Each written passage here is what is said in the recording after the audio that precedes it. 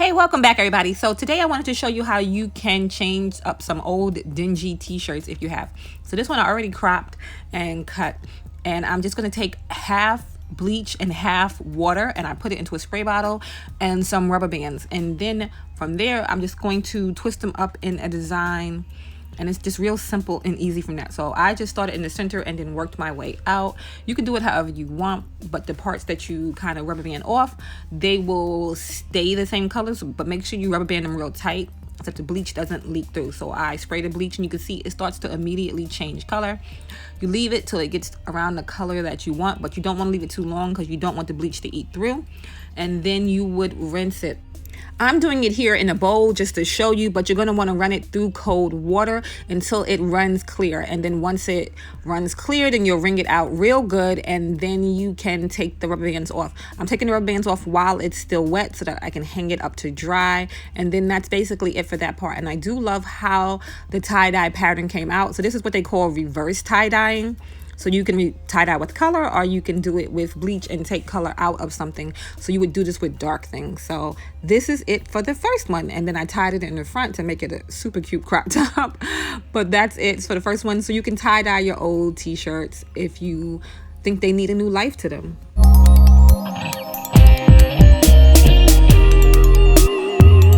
Okay, now on to the second one. This one is like a polo shirt that I found that had a lot of discoloring in it, I guess from wear over time. So I'm going to do tie-dye with this one too, but I'm going to do regular tie-dye. I got a little tie-dye kit from Walmart. It was like $14 and it came with a bunch of different tie-dye colors and all the things you need to do tie-dye projects. You can also use just regular dye, or you can use natural dyes, things like that. But this was the quickest and easiest way to do it. So what I'm just doing is sectioning off each section so that I can put a color on each section.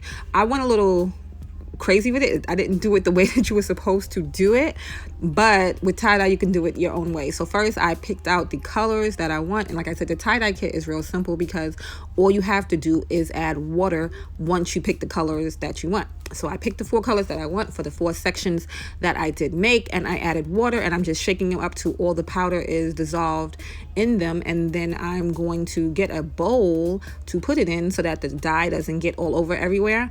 And side note, you do need to wear gloves. I didn't wear gloves and it took like days for this tie-dye to come off of me. So you make sure you wear gloves and you put down something protective on your surface. So it came out better than I thought. You could see I did go over with the colors, but I'm thinking about maybe cropping this and taking the collar off, but I'll decide on that later. But that is another easy way to upcycle one of your old shirts.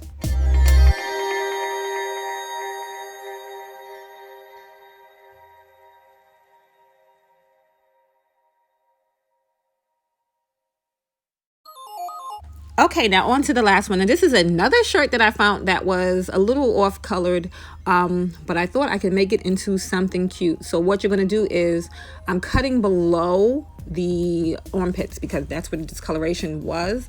And then I'm just going to make it kind of like a tube top. So I want to scrunch in the top and the bottom. So I'm going to get 2 pieces of elastic that are going to fit for the top to make sure it fits up snug up top and that fits around the bottom. So once I decided where I was placing the elastic at the top, then I'm just going to fold it down and sew straight across, leaving an opening so that I can get the elastic in when I'm done.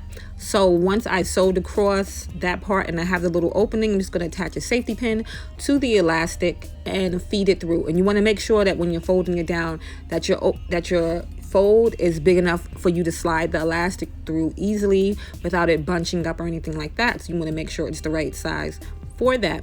So I'm feeding it through, and then I pinned one side so that it didn't come through when I was feeding through the other side. And then once I get out the other side, I'm just going to snip them together for right now and then go on to the bottom. For the bottom piece, I used an old piece of elastic for something else that I did because elastic is scarce right now. So I'm just reusing what I have. But you're not going to see it because it's going to be in the inside. So for this part, I just want to line up the sections. So I want to line from one end to the other end, if that makes sense. So basically one side seam to the other side and then the middle side. So you're going to kind of figure out where on your elastic one side to the other side, and then find the middle front and the middle back of it, and just pin those there so that the elastic is even when you're sewing it down, because you're just going to top stitch over that part in the front. So you could top stitch at the bottom and the top, and then it should look like that when you're done. And then you close up the opening too at the top where you put the elastic in. And then I'm just taking the rest of the shirt and I'm just trying to figure out where I can get the best part of it to make the straps.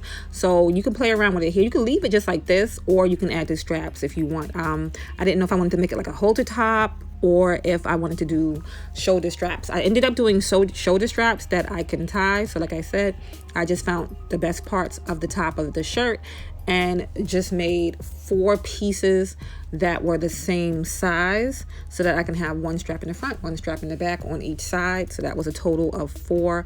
So once I did that and I figured out which pieces I was going to use for that, then I cut them and then I just folded them over right side to right side, sewed them down the long way and one side closed, but left an opening on the bottom so that I'll be able to turn them the right way when I was done. So you can see here that I'm just folding them the right way, and then I'm just going to sew them up and turn them out the right way.